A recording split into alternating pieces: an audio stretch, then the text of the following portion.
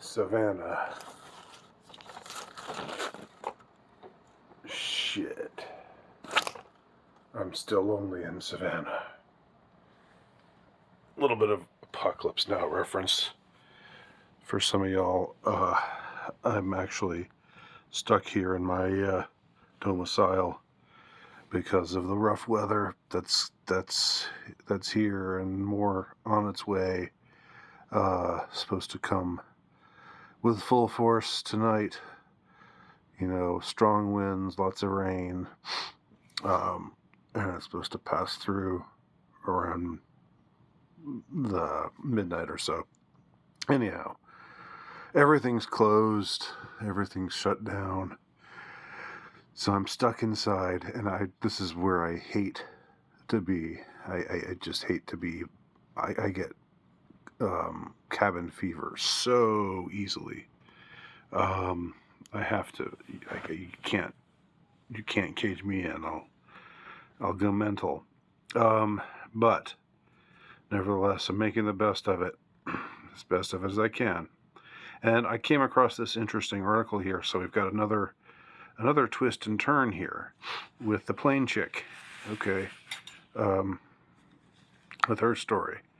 Now, we thought that it was all over when she came back out and she said, I apologize. I apologize for behaving the way I behaved, and I apologize for using profanity. And to me, it didn't look like her. It looked like somebody else. It didn't sound like her. It sounded like somebody else. I know I had other people saying, no. Don't make this more complicated than it is, Nowicki. It's her. It really is her. So they talked to her again. Now, does this look like her? That looks a little bit, maybe, I don't know. I don't know. I don't know. Everybody's cloned. Everybody who's in the public eye has a clone. That's what I'm convinced at this point. And I'm saying that 10% sarcastically. But only, or 90% sarcastically, but only 90%, maybe 80% sarcastically. Anyhow, let's just stipulate it's the same chick as the chick before. It's the original plane chick. Here's what she has to say now. Now, remember the last time I talked about this story, there was this, she's apologized, so that shows that everybody was wrong in what they thought about how they interpreted the situation the first time.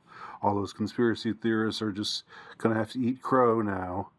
And again, my take on the story has always been that it was an orchestrated event. That's still my take on this story. I'm still going to stick with that unless I'm told something different. I think this was something that was deliberately done in order, for what reasons exactly, I don't know, to create, to create a sense of fear in us, because they want us to be fearful, and they're in better shape when we are fearful and anxious and need to cry out to them to help us, to save us. I mean, that's just my sense. But anyway. When she apologized before, when she apologized for not cussing, or for cussing, and for, making a scene or whatever, people took that as her saying, well, she's apologized, so that's the end of the story. You're wrong. It was never, she didn't actually, she's now taking back what she said. No, she didn't take back what she said. Actually, she didn't. And I still don't think it was really her. But in any case, I still don't think it was the same girl. But in any case, that just gets us way, way off that just takes us into cloud cuckoo land, and I don't want to go there right now. I don't want to get a brain hemorrhage at this point, trying to understand all the labyrinthine elements of all of these perhaps manufactured stories. But people took that apology as her saying, as her taking back her original testimony. And I pointed out in my video about her apology interview. I pointed out that she hadn't taken back anything, and I talked about the time before when Courtney Love had made these accusations about Nine Inch Nails and Trent Reznor and his band doing inappropriate things to underage girls, and how Courtney then was interviewed the next day and said that she apologized for saying what she said, but never took it back. And I was, again, I'm harping on this point because it's important, like an apology for saying what you said isn't you taking back what you said. She didn't say I was lying. And in the second time around, Courtney Love didn't. And this time around, the plain chick, who I guess we're supposed to call Tiffany Gomez now, for the sake of this article, I will call her Tiffany Gomez, even though I reserve the right to say that the original plain chick was not. It was somebody else with a different name. But anyway, it's been this is from EV Magazine, EV.com. It's been nearly 2 months since Tiffany Gomez, otherwise known as the plain lady or the plain chick, made the plain bitch, made headlines after she accused someone or something of being not real. That MFer is not real. Okay, we all know about this. She was recorded in a flight departing from Dallas to Orlando, looking frantic and near tears, informing the attendants she was getting the F off. Whoa, we have some high winds here. We have some high winds. It's beginning. But let us continue with our story.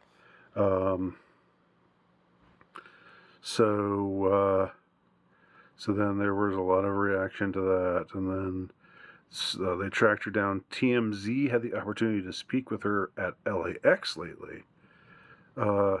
Gomez, a marketing executive based in Dallas, wore her go-to look at the airport, a tight bun and a sleeveless top, similar to what she wore in her viral video. Okay.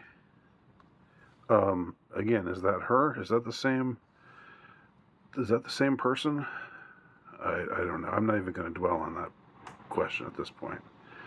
Then came the inevitable question. Now here is the money shot. Then came the inevitable question. What did you see? Gomez dropped her smile. She'd been smiling before this. I mean, thanks for asking that, she said, but I have been told I cannot comment on it right now. Gomez hinted that a full interview may have to happen, and some things are in the works, mostly for nonprofit, but I've been trying to lay low for the most part. But reporters wouldn't let that happen. So blah, blah. When TMZ asked why she was so adamant about getting off the plane, this is another way of asking the same question, basically. Gomez said, again, I can't speak on that right now, but I was distressed, and I was getting off the plane no matter what. I just probably didn't need to make the scene that I made, but I was getting off that plane for sure. Right, and you stand by that even now, the man asked her. With no hesitation, Gomez responded 100%.